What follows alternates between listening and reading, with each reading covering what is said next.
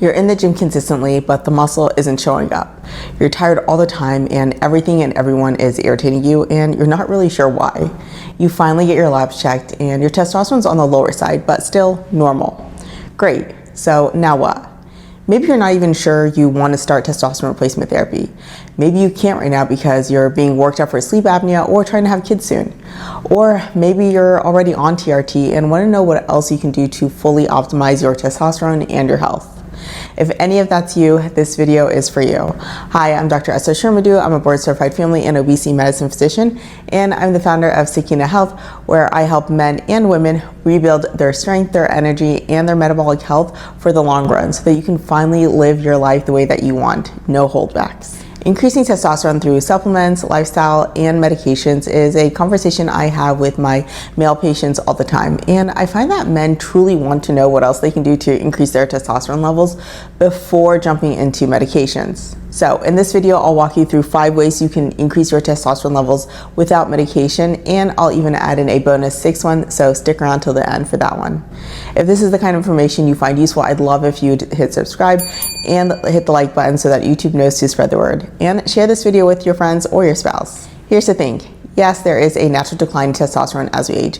It's roughly 1% a year after your late 30s to 40s, but testosterone doesn't drop in isolation. It's usually tied to your sleep, your stress, your muscle mass, your body composition. And I get it, life is busy right now. Between work and family and everything else, trying to optimize all of these things at once feels like a lot. And honestly, it's gonna be hard to dial in every single one at the same time. But there are specific things that we can do that move the needle. So let's get into it. One of the major things that we can do to boost testosterone naturally is sleep. I don't know about you, but it seems like sleep is the answer to so many things these days, and there's a reason for that. Most of our testosterone is actually released while we sleep, so not getting good quality sleep is going to affect this directly. There's a well-known study out of the University of Chicago where healthy young men went from about 9 hours of sleep a night down to 5 hours for 1 week, and their daytime testosterone levels dropped by 10 to 15% over the course of the week. The effect was most noticeable in the afternoon and evening. That's after just 1 week. Night after night, month after month, that adds up over time. Poor sleep also affects the rest of your physiology. Chronic sleep loss is linked to higher cortisol, and cortisol works against the signal your brain sends to make testosterone in the first place. It's part of how your body prioritizes stress mode over things like reproduction and muscle building.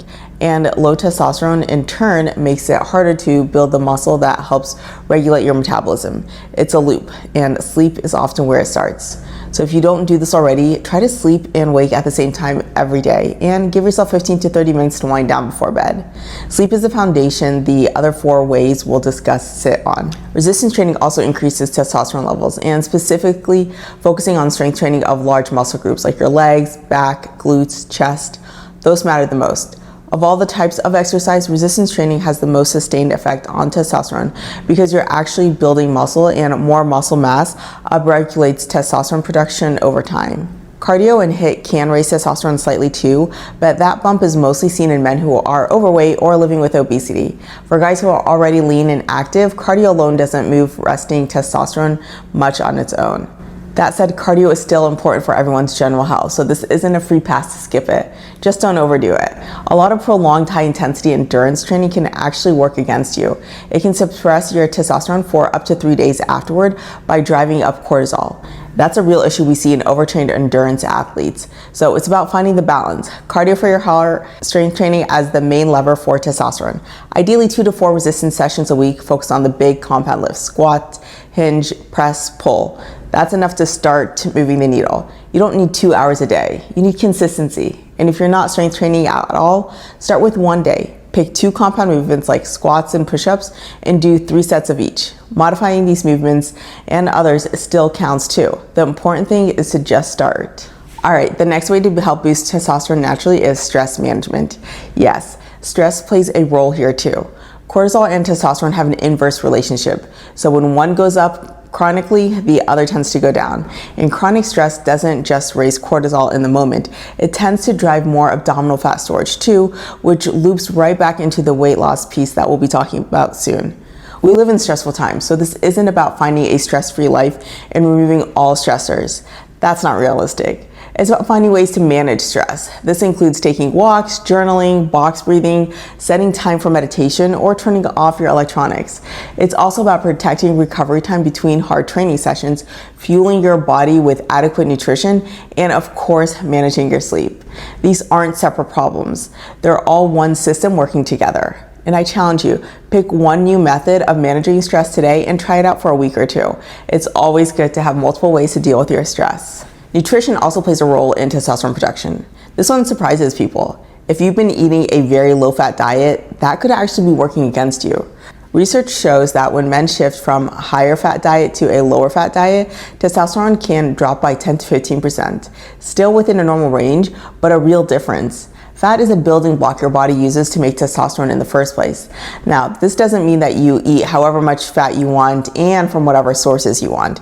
It means don't go to the extreme of cutting it out. A Mediterranean style diet tends to hit that sweet spot. Adequate healthy fats from things like olive oil, fatty fish, and nuts, plus mostly whole, minimally processed, low inflammatory foods.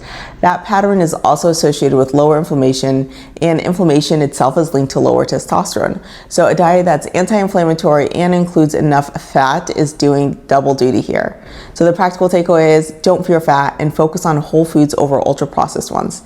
This isn't about cutting out entire food groups. It's about a pattern you can actually sustain. All right, carrying excess weight is one of the most well-documented drivers of low testosterone. Fat tissue converts testosterone into estrogen. So the more of it that you carry, the more this conversion works against you. Research shows that even 10% weight loss or a 5-point drop in BMI is associated with a measurable rise in testosterone. One study also showed that weight loss of 26 to 46 pounds combined with physical activity was associated with an increase testosterone levels. And testosterone has also been seen to increase quite a bit after bariatric surgery.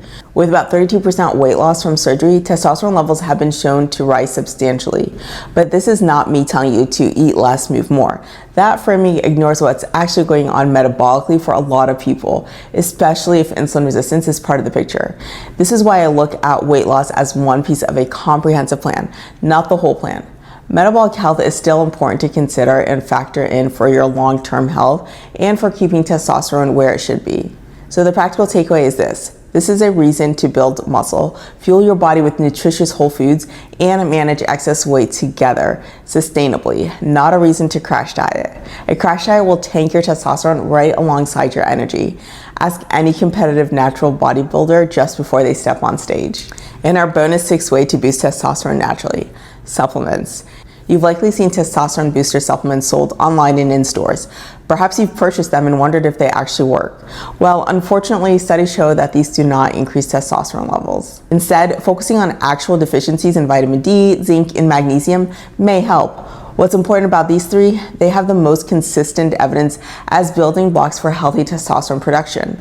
So the rule of thumb is this: supplement if you're deficient. If your levels are already fine, supplementing isn't going to add anything on top. And remember, supplements are supplements. They add to what you're already doing. Taking a random booster on top of poor sleep and no strength training will not help. Focus on improving your sleep, training, stress, and nutrition first, and then consider supplements, only if you're deficient. So get those levels checked first. If you're taking one thing away from this video, testosterone isn't something you fix with a single pill, injection, or a single number on a lab report. It responds to the whole system: sleep, strength, stress, nutrition, weight, and when it's actually needed, the right supplements working together. That's a comprehensive approach I use with my patients, and it's why strength training and good nutrition sit at the center of it. Building a body that's strong now is how you stay strong 50 years from now. If you're feeling this gap between your labs and how you actually feel, that's exactly what I help people work through. I also offer 2 16-week personalized programs to help you lose fat, build muscle, and optimize your hormones and metabolic health in a way that's sustainable and personalized to you. Book a free consult call today to sign up. Link is below. And before you go, don't forget to subscribe, because I put out videos like this on a weekly basis to help you build a stronger, healthier body for the long run. Thanks for watching, and I'll see you in the next one.